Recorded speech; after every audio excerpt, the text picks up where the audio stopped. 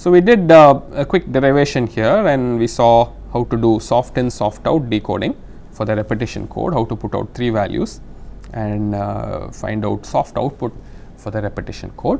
Hopefully, this was easy enough. I am not going to show you the MATLAB code for this at this point. Maybe I won't do it. Maybe later on we will see that. Okay.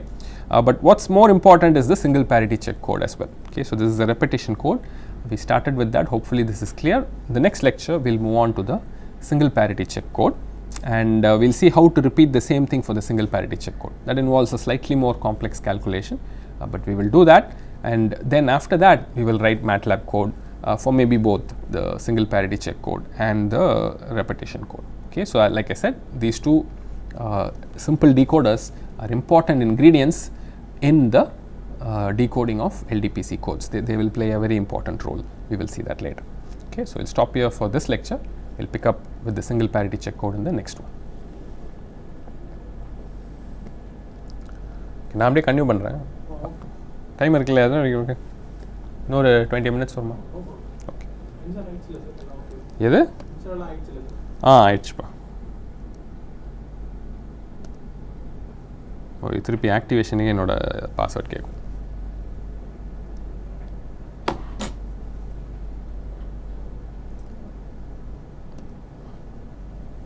Activation ஆயிடுச்சு.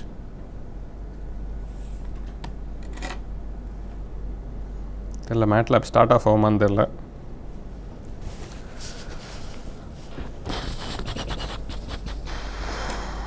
Okay, ஆரம்பிக்கிட்டா?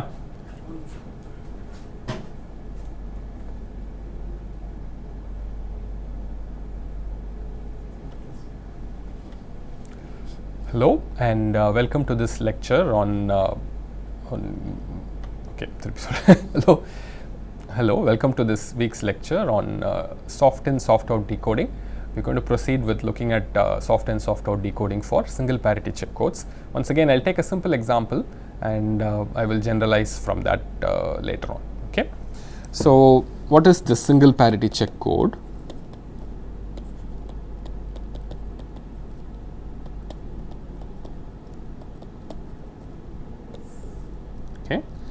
So, it is an n comma n minus 1 linear block code.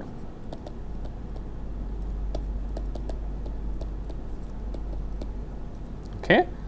And the way it works is as follows. If it's n comma n minus 1, remember this is k, right? K is n minus 1. So, your message vector is m1, m2, mn minus 1. In most cases, it's encoded in a systematic fashion. This is how the encoder works. Okay. Your code word is going to be the same message bits appearing in the first n minus 1 positions, and in the last position you will get a parity bit, and this parity bit is simply the XOR of all the previous message bits, all the message bits.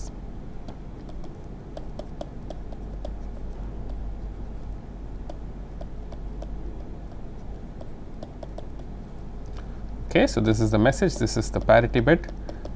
So, you can see why this is called the single parity check code. You have how many ever message bits you want, you just put out one parity, which is the XOR of all the message bits that have been seen so far. Okay. So, let's look at the 3,2 single parity check code, SPC code. I will abbreviate this as SPC code. Okay. So, here the message could be 00, 01, 10, 11, and what will the corresponding code word be? 00, and the parity here is going to be 0 again. The XOR of these two is 0, 01 you will have 1, 10 you have 1, 11 you will have 0. Okay. So, there are quite a few things to notice here. For instance, the number of ones in C is always even. Okay. So, the single parity check code consists of all the even weight vectors of length n. Okay. Okay, the SPC code consists of all even weight vectors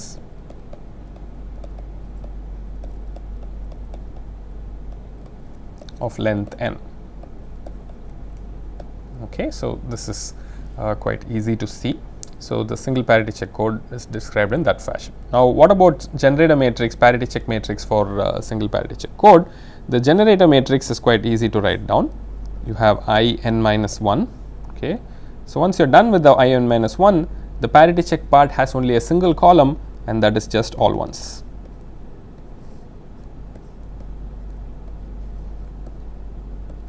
All ones. It's got n minus 1 n here. Okay, n minus 1, and then you have all ones coming up. Let me write the one in a distinguished way. You have all ones coming up on the right side. Is that okay? So the identity part is the systematic part, and then you have sort of a division here, and then you have the P part, which is just all ones. Now, if you convert this into a parity check matrix, the parity check matrix, if you remember from the dimension, is just 1 cross n. It is basically one row, all ones. Okay, this is just all ones in a row.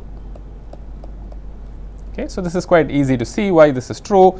The only parity check that you have is C1 XOR C2 XOR C3 XOR so on till Cn equals 0. Okay, so this is a characteristic of the single parity check code. So if you take a code word of the single parity check code, you XOR all the bits together, you're going to get 0. Okay, so this is the single parity check code. I showed you a small example. Larger examples will give you many more code words. So for instance, if you look at the 10,9 single parity check code, you will have 512 code words, 2 power 9 code words, which are all even weight and of length 10. Okay, so that is the description of the single parity check code. Okay, so it looks quite complex, but it turns out even for this code you can do a very simple SISO decoder. Well, simple as in, you'll see eventually the description will become simple, but it is something very interesting. You can do a very nice and simple implementation for the SISO decoder. Okay, so that will be our focus in this lecture.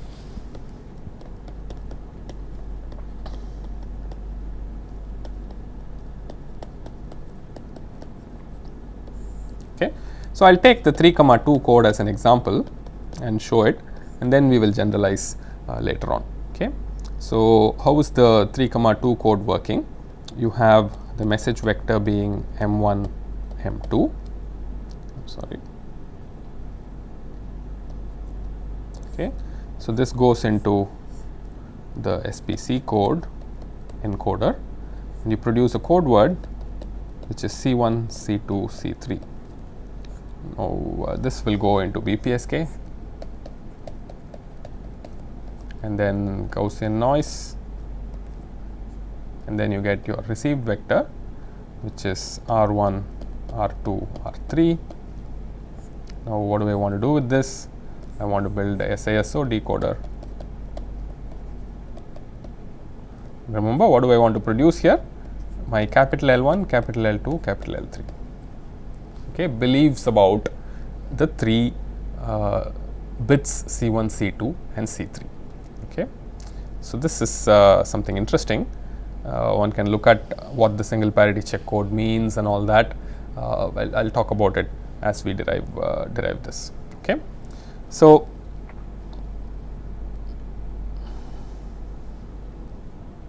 to think about this, let's look at L1. How do we compute L1? L1 is going to have an intrinsic part, which is just R1. It's going to be proportional to R1. Okay, we know that. And what about the extrinsic? So to answer this, look at what that question really means. What do R2 and R3 say about C1, right? So that's the question about the extrinsic information, right? So this was R1 was quite easy. What does R1 say about C1? It's just proportional to that. We saw that in the channel LLR calculation. Now for the extrinsic part, what do R2 and R3 tell about C1? Okay, R2 says something intrinsic about C2. Likewise, R3 also says something intrinsic about C3, but what do C2 and C3 tell about C1? Okay, C1 equals C2 XOR C3. Okay, so this comes from the parity check condition.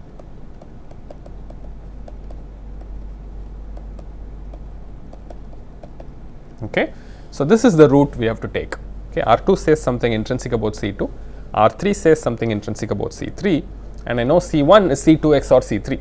Okay, so now I take the intrinsic information from R2, take the intrinsic information from R3 into C2 and C3, and then use this XOR to compute what it says about C1, and that will be the extrinsic information for C1, and then I add intrinsic and extrinsic, I get my total capital L1.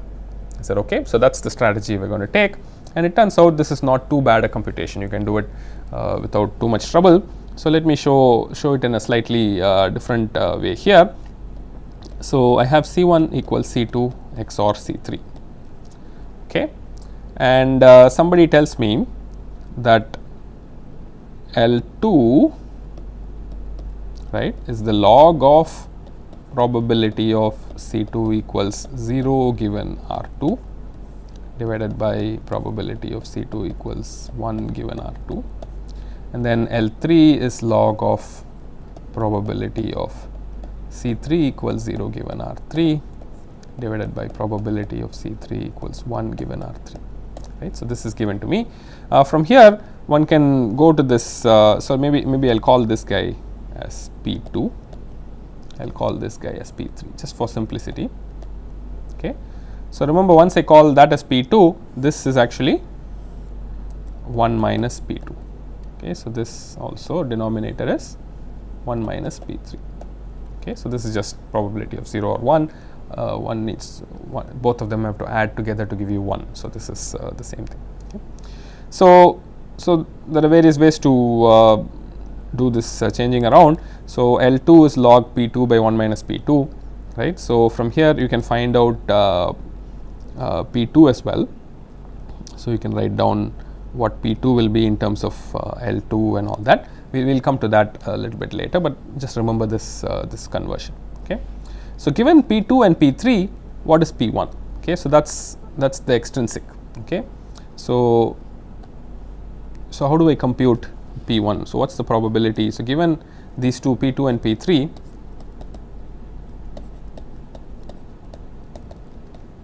what is probability of C1 equals 0, let's say given R2, R3. Okay, so that is the main question here. So if I can crack this, if I can figure out from P2, P3 what this probability of C1 equals 0 will be, I would be done. Okay, so now what is, so remember the R2 and R3 for a particular code word are independent, otherwise they are not. So it needs to be a little bit careful in this computation, but I'm not going to go through it so rigorously. I'll just motivate it and give you the final answer in a reasonable way. Okay, so if you look at the cases when C1, C2, C3, C1 is 0 if C2 and C3 are 0 and C2 and C3 are 1, and C1 is 1 if C1 and C2 are 0, 1 or 1, 0. Okay, so this is how C2 and C3 decide what C1 will be. I'm given only C2 and C3. I want to figure out what C1 is.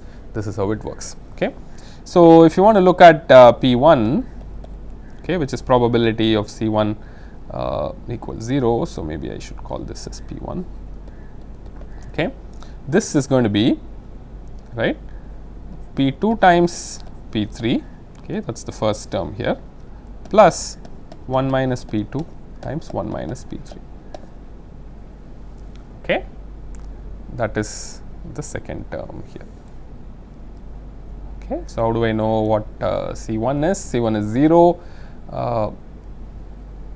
C2 is 0, C3 is 0, that's P2 times P3.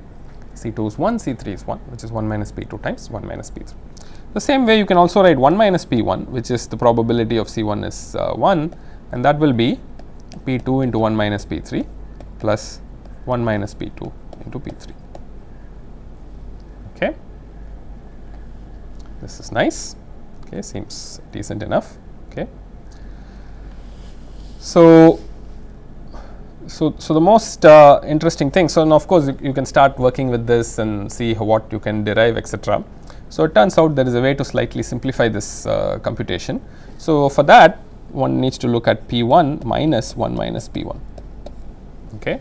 So, I am going to subtract these two, and when you subtract these two, you will see what will happen is you will get this product. Okay. So, you will get P2 times P3 minus 1 minus P3 plus 1 minus P2 times 1 minus P3 minus P3, right. So, you can take things common here, and you will get P2 minus 1 minus P2 times P3 minus 1 minus P3. It is a simple little observation, but this will help us simplify a lot of things.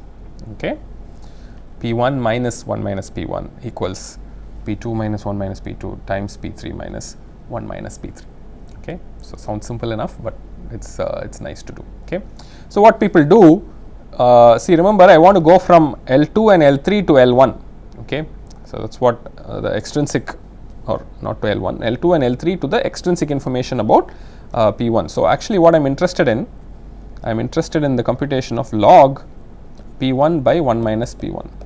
Okay. So, this is the extrinsic information, extrinsic LLR, right. So, I need to compute this guy. Okay. So, how do I compute this? It turns out you can divide throughout by this guy, basically divide throughout by 1 and write 1 as different things here. This is allowed, it is all just 1, I am writing it in a different way. So, now I can divide by P1. Okay, divide this ratio by on the left hand side by P1, this ratio by P2, this ratio by P3. So, you will get here 1 minus P1 by P1 by 1 plus 1 minus P1 by P1. These are all just algebraic tricks, but nevertheless it plays an important role in the implementation. You will see how it works. 1 plus 1 minus P2 by P2, 1 minus P3 by P3 by 1 plus 1 minus P3 by P3. Okay. So, now once I have 1 minus P1 by P1, I can write it as e power extrinsic information. So, this maybe I will call it as something. So, I will call Lxt1 as log 1 minus P1 by P1. Okay. So, this is what I am interested in. So, this will just be 1 minus e power Lxt1 divided by 1 minus e power 1 plus e power Lxt1, and this is 1 minus e power L2 by 1 plus e power L2 times 1 minus e power L3 by 1 plus e power L3. Okay. All right. So, this looks nice. We have made some simplification. You will see later on why this simplification is quite crucial. So, it is also common to write it in a slightly different way. So, you remember one of these formulas you might remember from your hypergeometric functions that you might know is tan hyperbolic. It is e power x minus e power minus x by e power x plus e power minus x. So, this looks very similar to that. In fact, you can write this in a slightly different way, but anyway. So, I think this is the tan hyperbolic function. So, this one small mistake I made. Remember once again, my extrinsic LLR is not log 1 minus P1 by P1. I am sorry about that. இது கொஞ்சம் இதா பண்ணோம் log P1 by 1 minus P1. Okay, so let me redo this once again. Lxt1 is log P1 by 1 minus P1. So, this whole thing. Okay, so this is the expression I have. Now, remember, I am interested in the extrinsic LLR, okay, log P1 by 1 minus P1. Okay, so I am going to define this as Lxt1, which is log P1 by 1 minus P1. This is the extrinsic LLR about bit 1. I am interested in this. Okay, so let us write everything in terms of the extrinsic LLR and L2 and L3. Okay, so how do I write that? So, if you notice here, this is 1 minus e power minus Lxt1. Why do I get the minus? It is because the ratio is inverted. You will get the minus here. 1 plus e power minus Lxt1.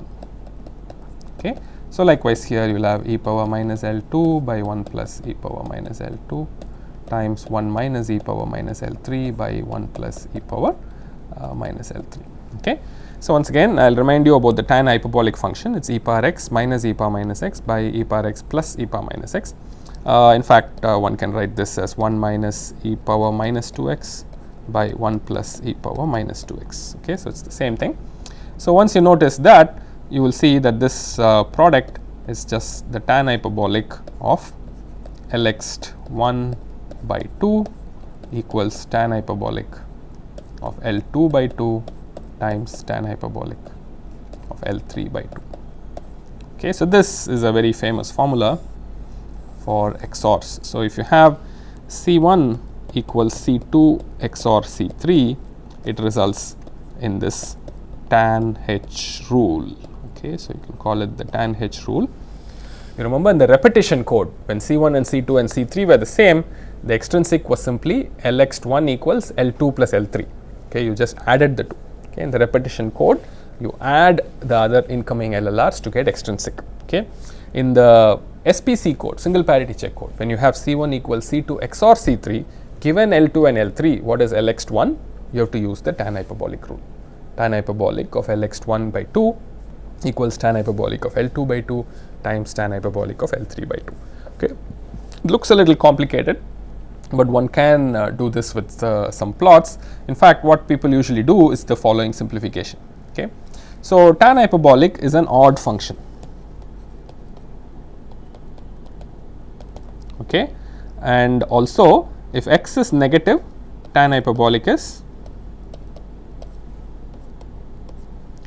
less than 0. If x is positive, tan hyperbolic is greater than 0. Okay, so the sign of x and the sign of tan hyperbolic of x is exactly the same. Okay, so this equation involving tan hyperbolic can be written in two different ways. One is sine of Lx1 equals sine of L2 times the sine of L3. This is just the signs. Okay, and then absolute value. Okay, so you can take the absolute value separately and you will get tan hyperbolic of absolute value of Lx1 divided by 2 equals tan hyperbolic of absolute value of L2 divided by 2 times tan hyperbolic of absolute value of L3 divided by 2. Okay, so what is nice about dealing with absolute value and positive things? Product can become addition by taking log. Okay, once everything is positive, I can take log. When I take log, everything becomes a bit different. So let's look at this. Log tan hyperbolic of absolute value of Lx1 by 2 equals log tan hyperbolic of absolute value of L2 by 2 plus log tan hyperbolic absolute value of L3 by 2. Okay, so that's a nice enough formula here. I'm not doing any multiplication, I'm just adding. So at this point, we're going to define a function f which conveniently captures this log tan hyperbolic. So you see this log tan hyperbolic of the quantity by 2 is occurring again and again. So it's good to define a function f which captures this this log tan hyperbolic. So let's do that. For x greater than 0, we're going to define f of x as absolute value of log tan hyperbolic of absolute value of x by 2. Okay, so this is the definition. So if you look at it closely, tan hyperbolic of absolute value of x by 2 sort of captures this, and if you take log, you will get log, that's fine, but it turns out that this log actually, so tan hyperbolic will be a value between 0 and 1. So if you take log, you will get something negative. Okay, so I don't want the negative part there, I just want the absolute value, so I put absolute value here. Okay, so that's how it works. And one curious fact about this function is f inverse of x is actually the same as f of x. Okay, so this is the function here, and this is important. Okay, so once we have this function, we can conveniently express this result in terms of its absolute value and its sign in a very easy manner. Okay, this equality is f of Lx1 absolute value equals f of L2 plus f of L3, right? Okay, so now how do I invert this? Take f on both sides, you will simply get absolute value of Lx1 equals f of absolute value of L2 plus f of absolute value of L3. Okay, so this is another way to write down the tan H rule. This and sine of Lx1 equals sine of L2 times sine of L3. Okay. So this was the derivation for the soft input soft output decoder for single parity check code. So now let me summarize. It was a bit of a long derivation, and I think so the derivation is slightly important to know where these things come from, but finally the implementation is equally important. Let me tell you where all of these get finally implemented as. So when you want to build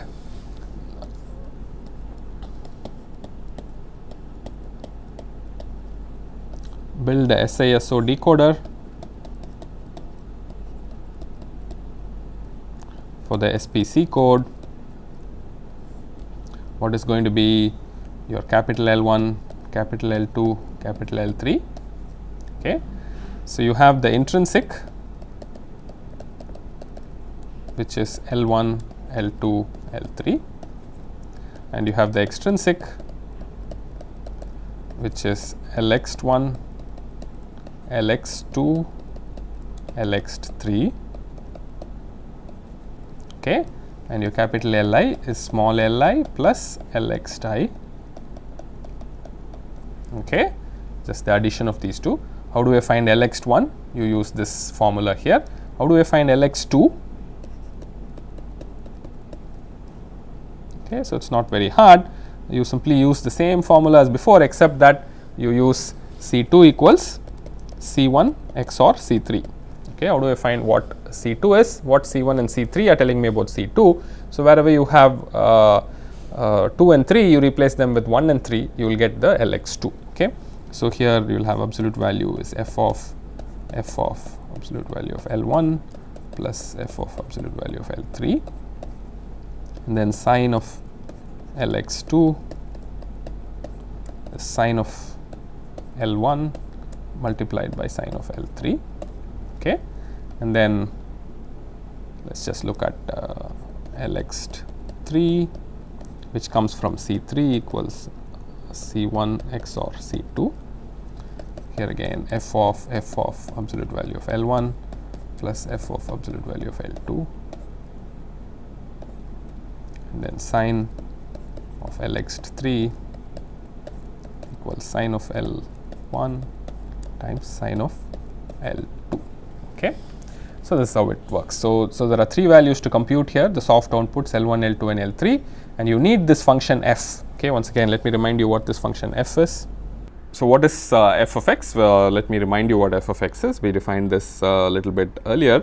F of x is absolute value of log tan hyperbolic of absolute value of x by 2. Okay, so this is f of x, and we use f of x in this decoder. So now if you stare at it a bit more closely, you can do a little bit of a simplification here.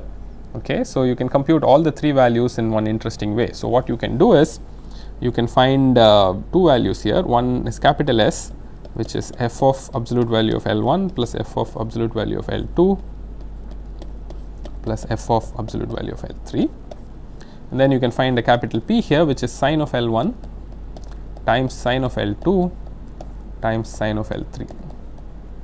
Okay, and what is Lx1 is S minus f of L1, okay, times P times sine of L1. Okay, so convince yourself that that's true. This is the absolute value.